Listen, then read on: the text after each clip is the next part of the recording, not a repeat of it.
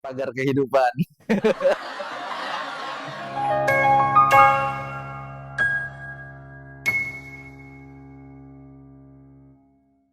Halo semuanya, apa kabar? Ada saya kembali Aryan Surya, sobat baik kamu dari Pagar Kehidupan. Ya, benar sekali.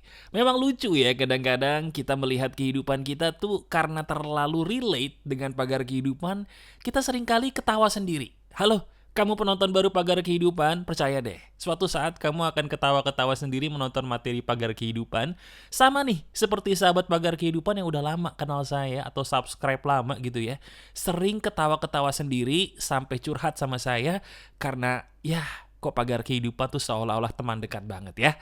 Hari ini sebagai teman dekat, seperti biasa saya akan memberikan kamu sebuah materi sederhana tapi ini powerful banget. Kenapa? Karena lagi-lagi ini relate sekali. Persis banget dengan pertanyaan yang selama ini kamu tanyakan. Mas, saya ini pengen menjadi diri sendiri, tapi harus mulai dari mana dan menjadi diri sendiri itu apa sih? Wah, ini seru ya. Jadi sekarang kamu relax aja, senyum dulu dong. Ya, bagus senyumnya seperti itu, dipertahankan.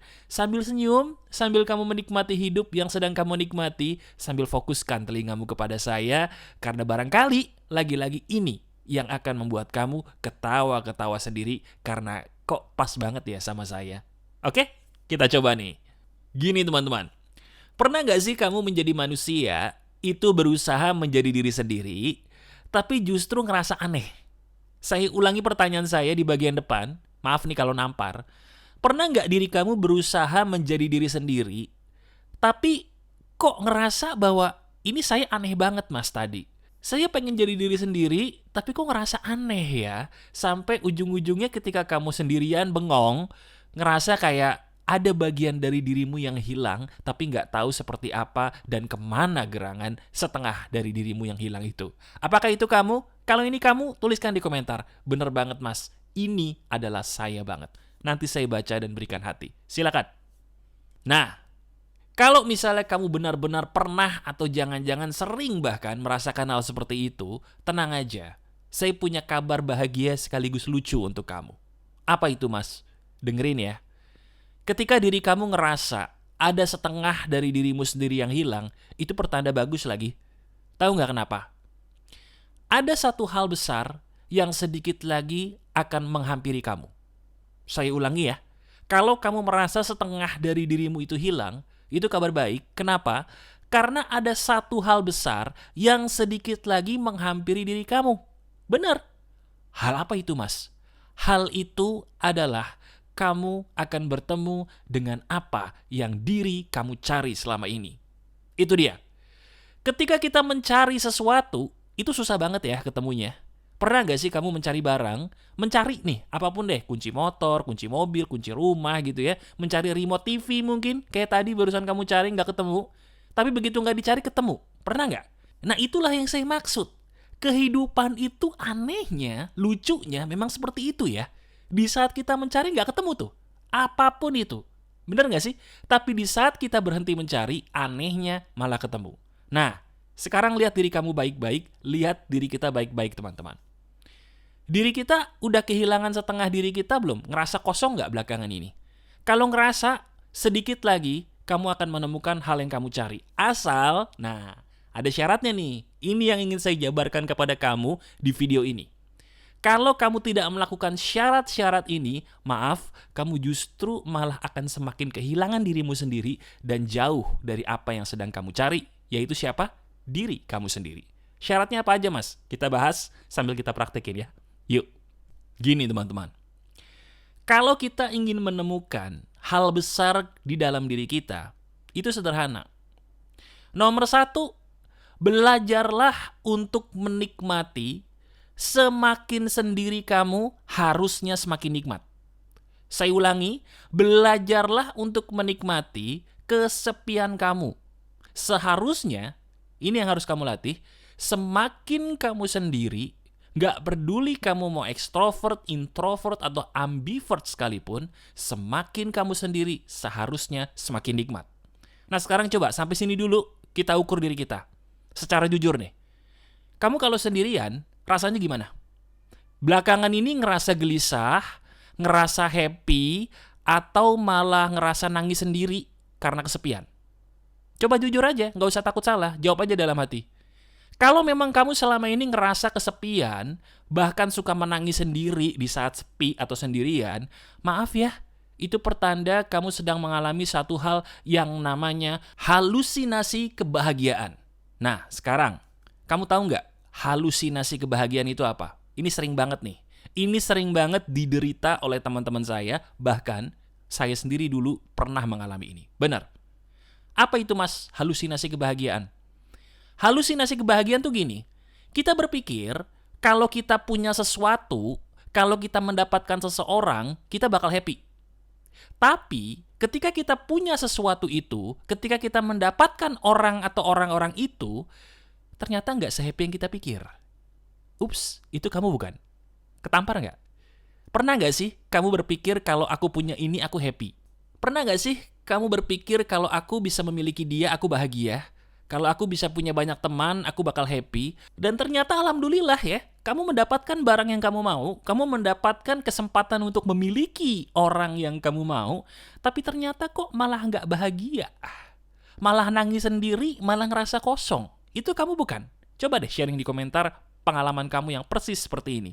Nanti saya berikan sebuah nasihat bijak khusus buat kamu di komentar. Sharing. Nah, ini menarik nih. Ini sangat menarik. Karena banyak di antara kita mengalami halusinasi kebahagiaan ini. Ini dia yang harus diberantas pertama kali. Sekarang kamu taruh tangan kanan kamu ya. Angkat tangan kanan kamu, taruh di dada kamu. Bener, ini serius. Sambil kamu menaruh tangan kanan kamu di atas dadamu sendiri, kamu katakan dengan suara lantang yang terdengar telingamu sendiri, satu kalimat yang bakal menyadarkan alam bawah sadar kamu. Ikuti saya. Siap ya? Katakan begini. Aku ternyata selama ini tidak perlu apa-apa, siapapun, aku sudah diciptakan untuk bahagia. Aku sudah diciptakan untuk bahagia. Ulangi lagi ya. Aku diciptakan untuk bahagia dan sudah bahagia. Terima kasih, terima kasih, terima kasih. Saya bersyukur. Selesai. Coba, ini baru level tahap pertama. Gimana rasanya? Ini harus praktek ya. Saya tadi bilang apa? Kita bakal banyak praktek dan pagar kehidupan itu selalu bisa dipraktekin. Lihat bagi kamu yang praktek sekarang, rasanya gimana? Sharing di komentar. Kalau saya nih, praktekin ini sambil buat materi, itu rasanya enak banget. Kenapa coba? Karena memang itulah fitrah manusia. Itulah keadaan alamiah manusia tuh. Gak usah bergantung kepada siapapun selain kepada Tuhannya. Bener gak? Coba kita renungkan. Kamu butuh bukti? Oke, sekarang lihat kisah-kisah kehidupan kamu dulu. Bener gak? Ketika kamu paling bergantung sama manusia, di saat itu kan kamu paling kecewa? Halo? Saya ulangi pertanyaan saya. Bener kan di saat kita tuh dulu paling bergantung sama manusia, siapapun dia, siapapun mereka, bener kan di saat itu kita paling jadi manusia tidak bahagia? Masalahnya ada aja, bener atau tidak? Renungkan. Nah, ngangguk-ngangguk sendiri lagi, iya kan? Saya tahu saya. Kenapa? Karena saya pun juga mengangguk-anggukan kepala ketika saya mendapatkan hikmah ilmu seperti ini di batin saya. Iya juga ya. Ketika saya bergantung sama manusia atau manusia-manusia, itu rasanya masalah malah makin banyak. Padahal sebelum saya mendapatkan dia atau mendapatkan hati mereka tuh, orang-orang yang saya pikir bisa bikin happy, dulu saya pengen banget, ngidam banget tuh. Bisa pengen punya pacar lah, banyak temen lah, kenal inilah, kenal itu. Begitu kesampean, bahagia kagak, masalah datang malah makin banyak. Bener gak sih? Sama ya kita tos dulu ya. Nah sekarang gini, kita sama-sama udah saling sadar nih, bahwa ternyata apa yang saya katakan barusan ini kamu banget. Bener banget ya, relate banget bahwa, iya sih mas, ternyata ketika saya dulu paling bergantung sama orang, di saat itu saya paling kecewa. Nah pertanyaan berikutnya, kalau begitu mas, Apakah kita harus menjadi makhluk yang antisosial? Bukankah kita ini makhluk sosial, Mas? Jadi wajar dong kalau kita itu bersosialisasi, harus ngomong sama banyak orang, karena kan kita makhluk sosial, Mas. Nggak bisa dong kita jadi orang ansos atau antisosial, bener nggak, Mas? Bener, 100 buat kamu, kamu pinter. Cuman, disinilah letak permasalahan kamu selama ini. Ini yang harus saya koreksi sebagai sahabat kamu. Dengerin. Makhluk sosial itu bukan berarti kita harus bergantung sama manusia lain. Makhluk sosial itu kebalik. Kitanya yang harus bermanfaat bagi sesama. Jangan diputar-putar. Saya ulangi ya. Makhluk sosial itu pengertiannya bukan kita harus bergantung kepada sesama manusia. No, itu salah. Tapi yang benar, makhluk sosial itu adalah apa? Betul, kitanya yang harus menjadi manusia paling bermanfaat bagi sesama kita. Jadi bukannya kita bergantung sama orang lain, ngemis perhatian, ngemis pengertian, ngemis dia untuk kembali menjadi dia yang dulu lagi, ngemis teman-teman kita kembali sama kita, ngemis bos kita ngertiin kita, ngemis klien untuk bisa baik seperti yang kita mau. Enggak gitu. Itu bukan makhluk sosial. Itu namanya makhluk yang BODOH. Persis kayak saya dulu. Saya juga dulu BODOH. Sama kita. Nah sekarang perbaiki dulu nih mindsetnya. Katakan dalam hati, aku makhluk sosial, berarti aku yang harus bermanfaat buat sesama. Bukan aku bergantung sama dia, bukan aku bergantung sama mereka. Titik. Jelas nggak sampai di sini? Jelas ya? Nah, ini yang harusnya kita luruskan dan kita masuk ke langkah kedua, karena ini melengkapi yang pertama dan ini powerful banget. Sekarang, kamu sudah menikmati kesendirian kamu. Atau paling tidak kamu sudah sadar memang benar ya mas, ternyata sendiri itu adalah alaminya saya. Saya harus menjadi makhluk yang tidak bergantung sama manusia lain selain kepada Tuhan. Betul. Lantas, langkah berikutnya apa mas? Untuk saya bisa menemukan diri sendiri.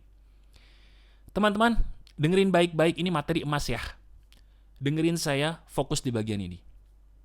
Setiap manusia itu selalu diberikan 3 pilihan. Saya ulangi, dengerin. Setiap manusia, yaitu saya dan kamu, sadar nggak sih kita selalu diberikan 3 pilihan? Apa itu mas? Pertama, kita harus memilih, kita mau fokus kemana? Fokus kepada hal yang kita nggak bisa banget. Yang kedua, kita mau fokus kepada hal yang kita bisa, tapi nggak jago-jago banget. Atau kita mau fokus kepada hal yang kita jago banget hal itu. Iya. Kita cuma dikasih 3 pilihan doang. Mau fokus ke hal yang kita nggak bisa, mau kita fokus kepada hal yang setengah bisa, setengah enggak, atau fokus kepada hal yang kita bisa banget. Udah itu aja. Nah sekarang sampai sini, saya mau nanya sama kamu. Sebaiknya, kalau kita manusia waras, manusia yang punya akal sehat, fokusnya kemana? Jawab. Di mana di antara 3 fokus tadi yang harus kita fokuskan? Ke hal yang kita nggak bisa kah? Ke hal yang kita setengah bisa, setengah enggak kah? Atau ke hal yang kita bener-bener paling bisa banget? Di antara 3 hal tadi, mana yang harusnya kita fokuskan? Jawab. Yang mana? Betul. Yang harusnya selama ini kamu fokuskan adalah fokus aja kepada hal yang betul-betul dari awal kamu tuh emang udah jago banget. Itulah yang dinamakan bakat atau keunikan diri. Diri kita itu ada pada keunikan diri kita, teman-teman. Saya ulangi, diri kamu, diri kita diciptakan Tuhan itu berbeda-beda. Ada yang jago banget matematika, ada yang biasa aja matematikanya kayak saya, ada juga orang yang dia nggak jago banget tuh matematika.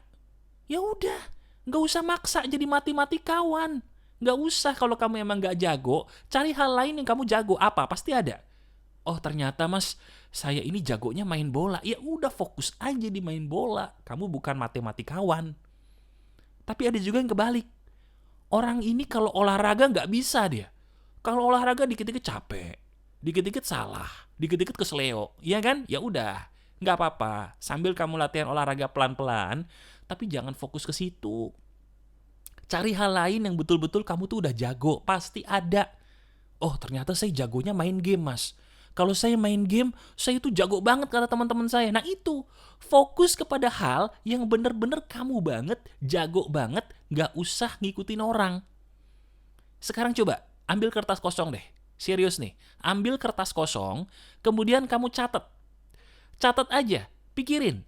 Hal apa yang seumur hidup kamu tuh paling sering banget mendapatkan pujian karena jago banget atau bagus banget hasilnya ketika kamu melakukan hal itu. Apapun itu, cuman kamu dan Tuhan yang tahu.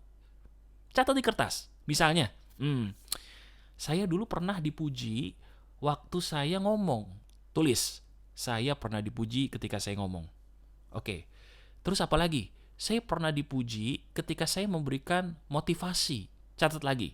Oh, saya pernah dipuji ketika memberikan motivasi. Apalagi?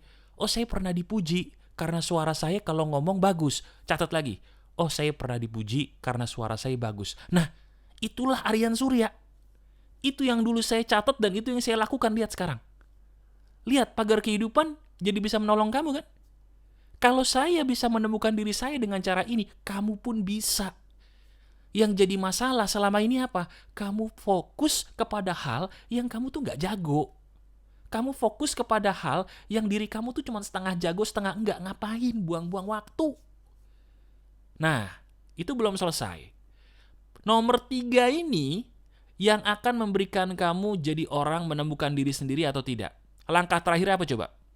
Jauhilah orang-orang yang selama ini memaksa kamu untuk menjadi seperti yang mereka mau. Saya ulangi. Untuk bisa menemukan dirimu sendiri, kamu harus melihat ke dalam diri apa yang kamu dari awalnya, dari sananya udah jago. Tadi saya sudah contohin banyak, kamu catat di kertas. Kamu sudah menemukan itu, tapi kalau kamu tidak menjauhi lingkungan dan orang-orang yang salah, sama juga bohong. Karena orang-orang dan lingkungan yang salah itu loh yang membuat kamu tidak bisa menjadi dirimu sendiri. Betul apa betul? Renungkan. Iya kan? Jadi langkah akhirnya adalah kalau kamu sudah berusia di atas 18 tahun, sudah dewasa, sudah punya KTP, kamu berhak loh untuk menentukan jalan hidupmu sendiri selama itu halal. Selama itu tidak melanggar hukum agama ataupun hukum negara. Bener nggak? Iya kan? Sekarang udah deh, saya pernah di posisi kamu, rasanya bingung banget, nggak tahu diri ini mau dibawa kemana. Dan inilah ilmu emas yang merubah hidup saya. Dan kamu renungkan deh, bukankah apa yang saya katakan dari tadi, itu membuat kamu menganggukkan kepala karena ini masuk akal banget. Dan selama ini kan yang kamu cari. Sekarang fokus kepada kamu, bukan fokus kepada orang lain. Dengarkan video ini berulang kali, masukkan video ini ke dalam playlist YouTube kamu ya, supaya bisa kamu dengarkan berulang kali kalau kamu lupa. Kalau kamu butuh motivasi tentang dirimu sendiri yang selama ini hilang. Dan dengerin saya baik-baik, dirimulah yang bertanggung jawab dengan hidup kamu, bukan orang lain. Kalau kamu sudah punya KTP, kamu sudah dewasa, dan itu berarti kamu bertanggung jawab dengan hidup kamu sendiri. Gak usah banyak kata tapi, hidupmu tanggung jawab kamu sendiri. Ini petunjuk Tuhan ada di video ini, setelah ini pilihannya di tangan kamu sendiri. Renungkan deh. Bukankah apa yang saya katakan dari tadi, ini benar banget ya? Selamat praktek ya. Masih ada saya, Aryan Surya, sahabat baik kamu selalu dari Pagar Kehidupan. Tetap keep the spirit, keep sharing, and keep loving. Bye-bye. Kamu suka dengan video ini? Berarti kamu suka juga dengan buku saya. Ada di keranjang kuning ya.